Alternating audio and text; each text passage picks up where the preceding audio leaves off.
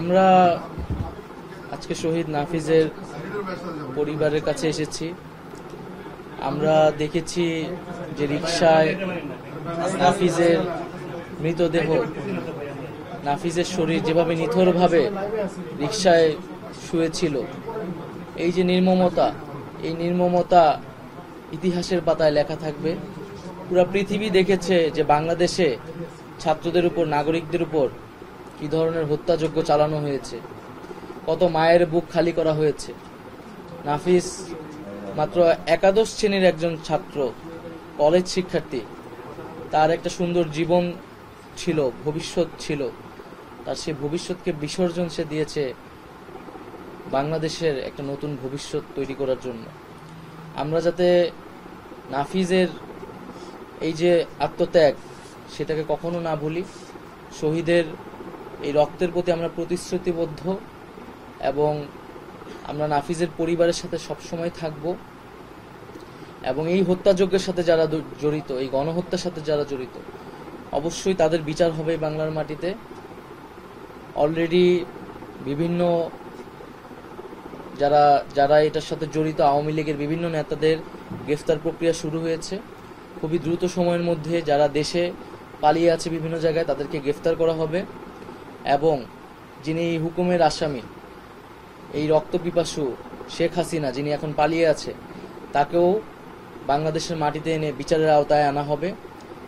এবং আমরা সকলের কাছে আহ্বান জানাবো যে আপনারা এই যে জাতীয় বীর নাফিজ, এই নাফিজের যেই আত্মত্যাগ, সেই আত্মত্যাগের প্রতি আমরা সবসময় শ্রদ্ধাশীল থাকব। এবং সরকার এবং বাংলাদেশের জনগণ এই যারা জাতীয় বীর, শহীদ এবং আহত হয়েছে, তাদের পাশে থাকবে, তাদের পরিবারের পাশে থাকবে। আমাদের নাফিজের পরিবারের প্রতি সমবেদনা জানানোর কোনো ভাষা নেই। নাফিজের পরিবারের এবং নাফিজের আত্মত্যাগ এর বিনিময়ে আমরা এই যে স্বাধীনতা, এই যে আমরা দ্বিতীয় বিজয় বলছি, সেই বিজয় কিন্তু আমরা পেয়েছি। আমরা চাই এমন একটি বাংলাদেশ হোক যেখানে আর কখনোই পুলিশ, আর কখনোই কোনো সরকার কোনো ছাত্রের বুকে, কোনো নিরস্ত্র মানুষের বুকে গুলি করার স্পর্ধা যাতে না পায়।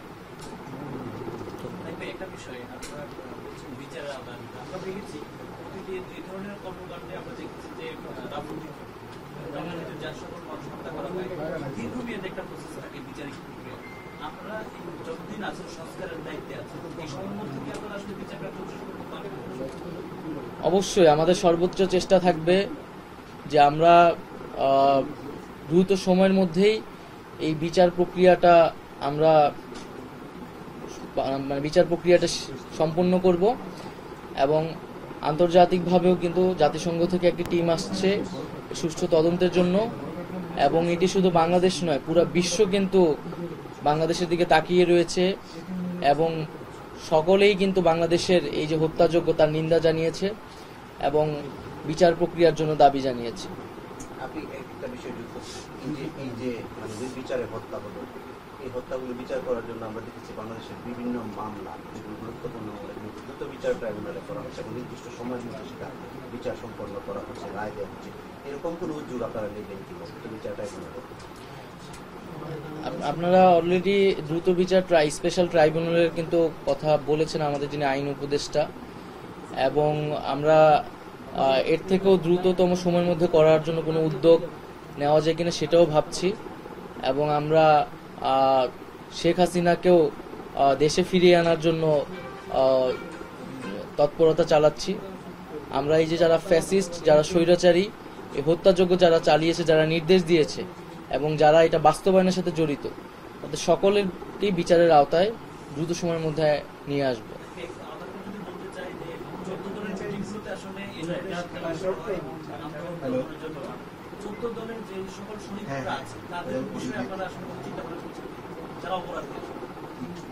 যারাই এই হত্যার সাথে জড়িত ছিল, নির্দেশদাতা হিসেবে জড়িত ছিল, তাদের সকলের বিরুদ্ধে আমরা ব্যবস্থা নেব।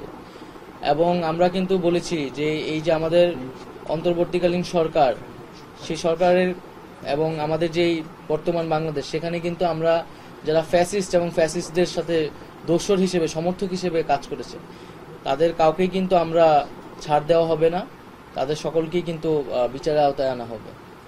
গতকাল একটা বিষয় এটা গণমাধ্যমে এসেছে যে লালবাগ থানায় আপনারা জানেন যে বিষয়টা ঘটেছে এবং ওসি নিজেও সেখানে কোনো রেসপন্স করেনি। তো এই বিষয়টা আসলে আপনারা কিভাবে দেখছেন যে এখনো পর্যন্ত পুলিশের এই যে আচরণগুলো, সম্পূর্ণ যে আচরণটা, এই বিষয়টা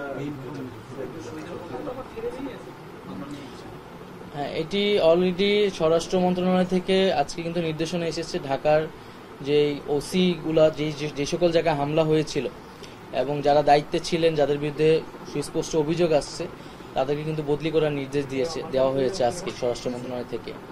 এবং আমরা শুধু ঢাকায় নয়, ঢাকার বাইরেও যে সকল স্থানে যারা দায়িত্বরত ছিলেন সেই সময় পুলিশ এবং যাদের বিরুদ্ধে অভিযোগ রয়েছে তাদেরকে কিন্তু বদলি করা অথবা সাময়িক বরখাস্তর ব্যবস্থা নেওয়া হয়েছে।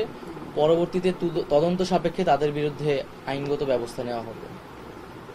নাফিস সহ যাদের বিচারে, শেষ একটা প্রশ্ন, নাফিস সহ যাদের বিচারের কথা ওনার বাবা মা বললেন এবং আপনারাও বললেন, বিচার বিভাগ কি আসলে এখনো স্বাধীন কিনা? মানে আপনারা যে দ্রুত বিচারের যে কথাটা বললেন, তো এই বিচার বিভাগের আওতায় কি আপনারা এই বিচারটা কি মনে করেন যে সুষ্ঠু বিচার আসলে হবে কিনা বা তার পরিবার পাবে কিনা? আসলে বিচার বিভাগেও কিন্তু পরিবর্তন আসছে এবং আমাদের কিন্তু প্রধান বিচারপতি সহ আপিল বিভাগের বিচারপতিগণ পরিবর্তিত হয়েছে। ধীরে ধীরে হাইকোর্টের বিচারপতিরাও হচ্ছে, সেখানেও পরিবর্তন আসবে এবং যারা সেই ফ্যাসিস্টদের সমর্থক ছিল বা তাদের দ্বারা নিয়োগকৃত যারা বিচারপতি ছিলেন তাদেরকে সরানোর জন্য ব্যবস্থা নেওয়া হচ্ছে। এবং আমরা স্পেশাল ট্রাইব্যুনালের কথা বলেছি, যেখানে আমরা দ্রুত সময়ের মধ্যে এই বিচার প্রক্রিয়াটি সম্পন্ন করতে পারব।